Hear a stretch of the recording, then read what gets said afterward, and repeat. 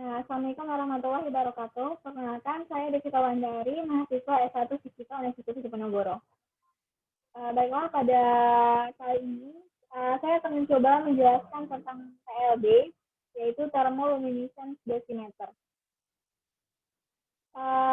Sebelumnya TLD itu apa sih? Nah, TLD ini merupakan jenis dosimeter radiasi yang terdiri dari sepotong bahan kristal thermoluminescence dalam paket radiolusen. Ketika kristal thermoluminescence tersebut terkena radiasi pengion, maka ia akan menyerap dan menjebak sebagian energi radiasi dalam sisi kristalnya.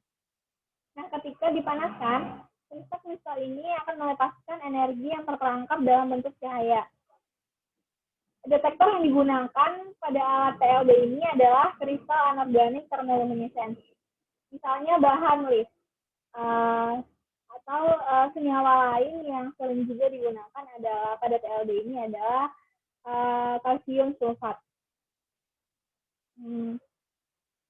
Dosimeter ini digunakan selama jangka waktu tertentu, misalnya selama 1 bulan. Nah, baru kemudian diproses untuk mengetahui jumlah dosis radiasi yang telah diterimanya. Pemrosesan dilakukan dengan memanaskan kristal TLD sampai temperatur tertentu.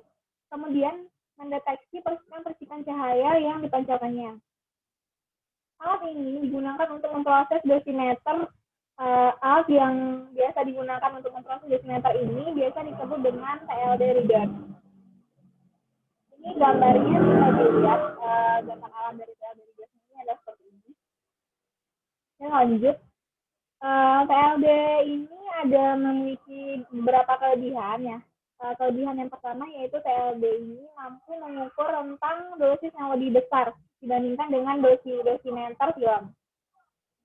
Kelebihan yang kedua yaitu sensitivitas terhadap dosis dan sensitivitasnya tinggi terhadap dosis dan mampu mengukur dosis paling rendah yaitu sampai 0,01 mcv. Nah, kelebihan yang ketiga yaitu dapat dibaca secara langsung saat dikirimkan ke laboratorium dosimetri. Nah, selain dapat dibaca, TLD ini dapat digunakan kembali setelah dilakukan pembacaan di laboratorium dosimetri. Jadi, setelah dibaca bisa digunakan langsung digunakan setelah dibaca. Kelebihan yang kelima yaitu TLD ini mempunyai hard support dan bersifat medico-legal. Namun, namanya juga alat, di mana kelebihan pasti ada kekurangan. Nah, kekurangan TLD ini yang pertama itu tidak dapat dibaca ulang setelah diproses atau diuji oleh TLD reader. Jadi dibacanya cuma hanya 1 kali saja gitu. Nah, yang kekurangan yang kedua, setelah TLD diproses atau diuji, dosis TLD menjadi 0. Makanya karena tadi memang dibacanya hanya bisa dibaca sekali, dan setelah dibaca tersebut dosisnya tersebut langsung kembali ke 0 gitu. Nah, kekurangan yang ketiga yaitu membutuhkan penyimpanan yang stabil dan memiliki efek shading. Dan TLD ini juga sensitif terhadap cahaya.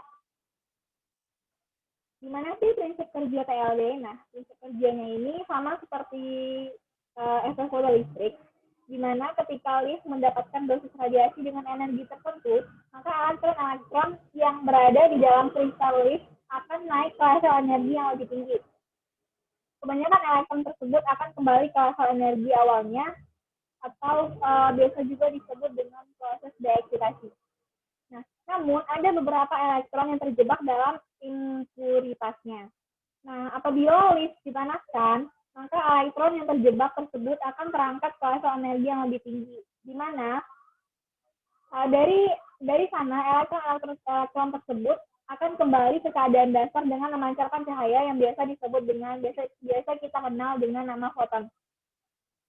Banyaknya cahaya atau foton yang dipancarkan akan proporsional dengan energi yang terserap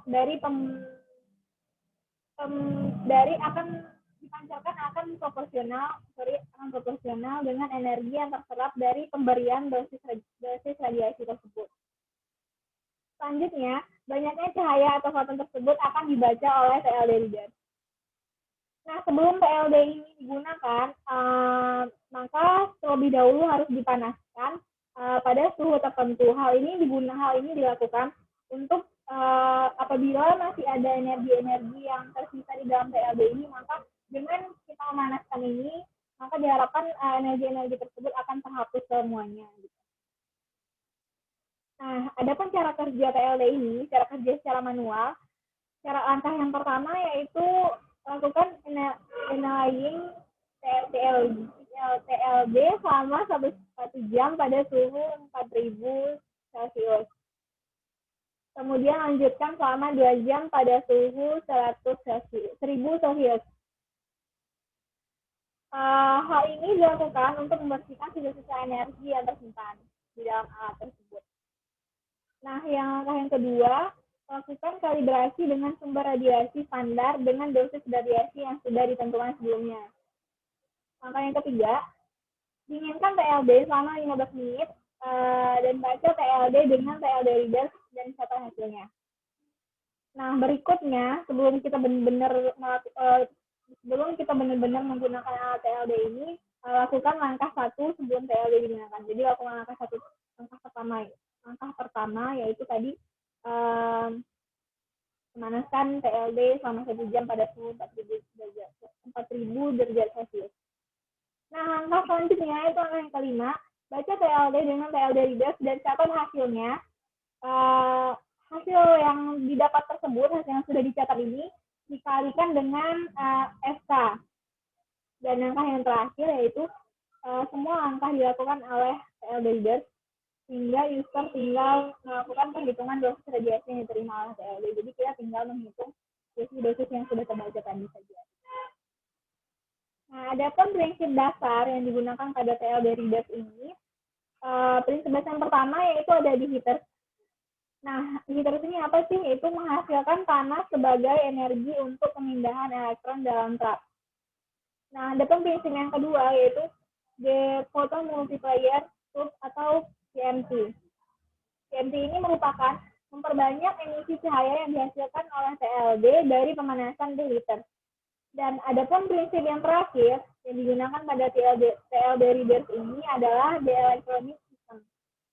The electronic system ini adalah amplifikasi efek PMT dengan HP agar dapat kita ubah menjadi sinyal digital atau recorder.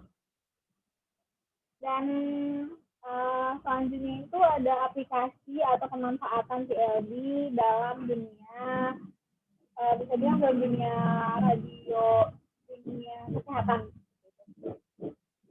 Yang pertama itu ada proteksi radiasi, bisa digunakan untuk proteksi radiasi. Aplikasi yang kedua dapat digunakan pada radio diagnostik USB, dan aplikasi yang ketiga yaitu dapat digunakan pada radio diagnostik CTDI. Oke, sekian dari saya. Dan jangan mohon maaf apabila mungkin tadi ada salah pengucapan atau salah kata, saya mohon maaf karena di sini juga saya baru belajar dan jadi apabila ada salah kata atau ada salah informasi, saya mohon maaf. Sekian dari saya. Assalamualaikum warahmatullahi wabarakatuh.